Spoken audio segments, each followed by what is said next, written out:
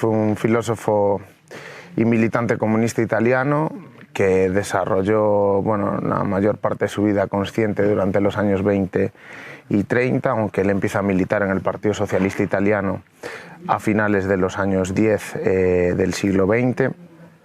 Es un personaje curioso dentro del movimiento comunista, tanto por su vida, se pasa muchos años en una cárcel de Mussolini y nunca capitula, como por su rol de dirigente comunista, ¿no? Fue uno de los principales dirigentes de todo el movimiento de los consejos de Turín, ¿no? A través de un órgano de prensa que se llamaba L'Ordine Nuovo, ¿no? Y aparte de eso, ideológicamente es como uno de los refundadores esenciales del marxismo, ¿no? Porque aporta como una serie de conceptos y una serie de pensamientos tácticos y estratégicos que tratan de renovar la tradición marxista. El pensamiento de Gramsci no es como un pensamiento que podemos catalogar como una enciclopedia. De hecho, muchas de las ideas que se atribuyen a Gramsci están luego reconstruidas posteriormente a partir de sus escritos, porque son escritos como muy fragmentarios, sobre todo en la etapa de los cuadernos de la cárcel, ¿no? Podemos decir que Gramsci de alguna forma propone como un método de investigación, como un método de estudios, unos temas de estudios, y que deja como un archipiélago de ideas, ¿no? Entonces, claro, es un filósofo marxista y un pensador como muy sugerente, tanto en términos de estrategia como de la filosofía política marxista, ¿no? En términos de estrategia, yo creo que hay aportaciones como muy interesantes, todo el debate del bloque histórico, es decir, cómo configuramos como un sujeto político revolucionario, qué alianzas de clase, cómo se establecen esas alianzas, qué rol juega el Estado, qué rol juega el partido, ¿no? Gramsci le da una importancia central a la construcción de un partido revolucionario que, ¿no?, utilizando como una metáfora de Maquiavel, lo llamaba como el príncipe moderno. Guerra de movimientos, guerra de posiciones, es decir, cómo actualizar la estrategia revolucionaria en Occidente, ¿no?, donde hay una serie de características cualitativamente diferentes a las que había en la Rusia zarista, ¿no?, que ha sido como el modelo históricamente que han tenido en la cabeza los revolucionarios, ¿no? Y luego yo creo que en el plano de la filosofía política, pues aporta como una forma de reflexionar que, entre otras cosas, supera la rígida contradicción entre idealismo y materialismo vulgar que muchas veces ha paralizado el pensamiento marxista.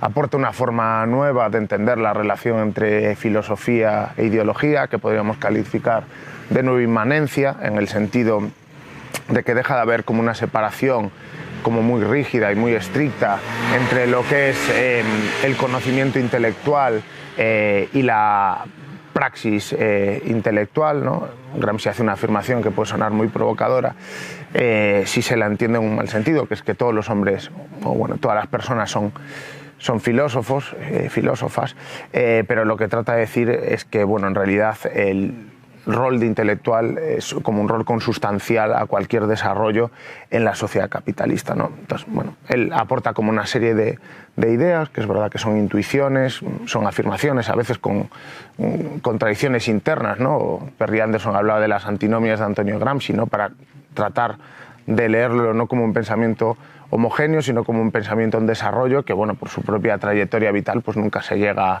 tampoco a cerrar, no se llega a condensar, no se llega a resumir como una serie de fórmulas cerradas, ¿no? Entonces, yo creo que es muy sugerente y aparte, que ha producido como una gran cantidad de literatura, de reflexiones, tanto estratégicas como académicas, que, son muy estimulantes a la hora de pensar el presente.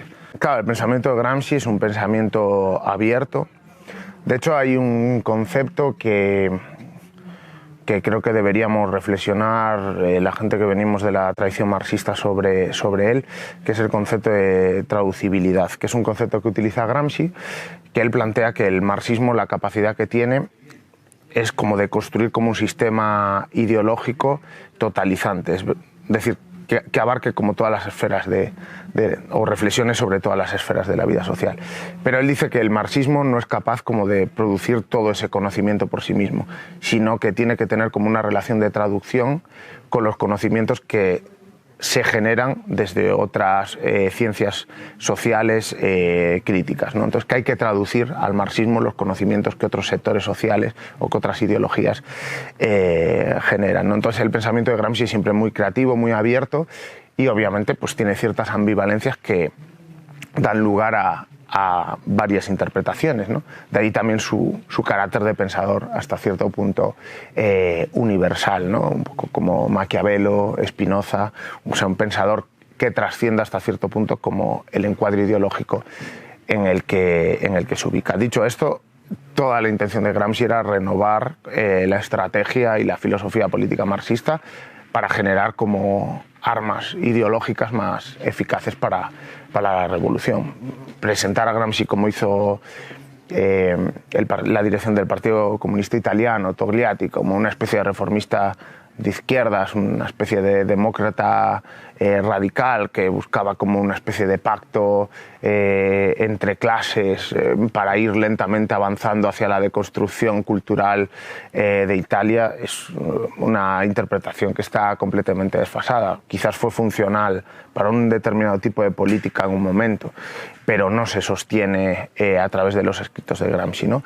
Luego es verdad que ha habido muchas interpretaciones a lo largo del siglo XX. Seguramente nosotros con la que más hemos polemizado ha sido con toda la interpretación de Ernesto Laclau y Chantal Mouffe, la llamada interpretación postmarxista. Es verdad que hay una parte de honestidad intelectual en el postmarxismo que se agradece, que no tuvo, por ejemplo, Togliatti, que es que ellos hacen como una crítica de Gramsci, es decir, dicen Gramsci sigue siendo demasiado marxista, lo que ellos llaman residuo economicista, ¿no? Pero es una interpretación, bueno, que en realidad yo creo que atenta con uno de los núcleos de pensamiento fundamentales de Gramsci, que luego es fundamental como para explicar todo lo posterior, ¿no? Que es el papel de las clases a la hora de constituir sujetos políticos y el rol estricto que tiene lo económico en la sociedad capitalista, ¿no? Que es un rol de determinación. Entonces, claro, yo creo que las interpretaciones postmarxistas de Gramsci al final lo que hacen es como extirparle como una parte fundamental de su pensamiento, que es lo que te permite explicar como otras ideas, ¿no? Luego creo que hay otras interpretaciones más creativas y más productivas. Creo que, por ejemplo, toda la interpretación que hace Giovanni Arrighi de la hegemonía en política internacional, ¿no? De la relación entre estados, que es una cosa que obsesionaba también mucho a Gramsci, ¿no? Es decir, cómo se configura como el sistema internacional de estados, y Giovanni Arrighi le da una buena pensada, ¿no? Hablando, bueno, pues es el rol hegemónico de Estados Unidos, su propia decadencia, la irrupción de China, cómo se va reconfigurando toda la política de estados a nivel internacional. Luego hay aportaciones como muy interesantes, como Guja, ¿no? Que es toda la tradición de estudios subalternos indio, ¿no? Que propone como una fórmula para intentar entender de forma sencilla lo que es la hegemonía, ¿no? Hegemonía es dominación más consentimiento, donde prima el consentimiento, es decir, una forma de articulación del poder, ¿no? Que es una de las grandes también aportaciones de Gramsci, que no piensa la hegemonía como estrategia revolucionaria, sino como lo piensa como forma de dominación. Y luego, bueno, las aportaciones de Perry Anderson, que quizás, en mi opinión, sea el lector más fiel de Gramsci, a pesar de que, bueno, también haya habido déficits filológicos en ciertas partes de la lectura de Perry Anderson, pero bueno, creo que corregidos a posteriori, pero que son textos fundamentales, como Las antinomias de Antonio Gramsci, que sigue siendo como una guía como fundamental para explicar el pensamiento de Gramsci, ¿no? Se habla mucho como de los gramscianos de derechas, es algo como que se ha puesto así un poquito de moda. Bueno, yo creo que en ese sentido hay como dos cosas que creo que serían interesantes destacar, ¿no? Bueno, por una parte, bueno, que hay ciertas partes como de los lectores de derechas de Gramsci, sobre todo una parte que viene directamente de la Academia Italiana, que lo que tratan es de reinventar como la historia prácticamente vital de Antonio Gramsci para extirparle el gen comunista, ¿no? De hecho, por ejemplo, salió una biografía que salía como una reseña muy larga en la revista de la FAES, que era como un poco una historia como alternativa, y por supuesto las historias alternativas en manos de la extrema derecha son las verdaderas historias de lo que había pasado con Gramsci, ¿no? Y entonces un poco la conclusión de esa nueva biografía propuesta por la derecha era que al final había renunciado al comunismo, ¿no? Que de alguna forma había renunciado al comunismo porque había entendido, bueno, que lo importante era como de alguna forma como proponer una ideología que superara la lucha de clases, etcétera, etcétera. Bueno, yo creo que eso es como una parte de la derecha, de las interpretaciones de la derecha, que son basura, pero bueno, que son un poco graciosas y que dicen también mucho del impacto del pensador, ¿no? Y luego, por ejemplo, hay otra parte que es, por ejemplo, la que ha utilizado la nueva derecha europea, que es como tratar de utilizar algunos conceptos políticos y algunos conceptos estratégicos de Gramsci para tratar de repensar su propio rol en la política europea, ¿no? Y yo creo que eso tiene que ver con que Gramsci es un pensador universal y que como Maquiavelo, como otros pensadores de estas características, proponen conceptos que pueden ser utilizados políticamente por diferentes estrategias, ¿no? Lo que retoma fundamentalmente la nueva derecha es el concepto de hegemonía cultural y como que se plantea la necesidad como de una batalla cultural a medio y largo plazo para tratar de, bueno, reconstruir como su propio bloque ideológico, ¿no?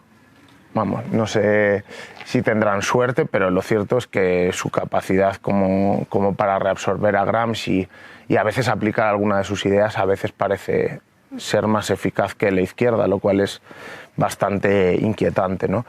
Dicho esto, yo no creo que todas las ideas de Gramsci sean reabsorbibles por esta serie de gente, y a veces hay chapuzas ideológicas, la verdad es que bastante cutres.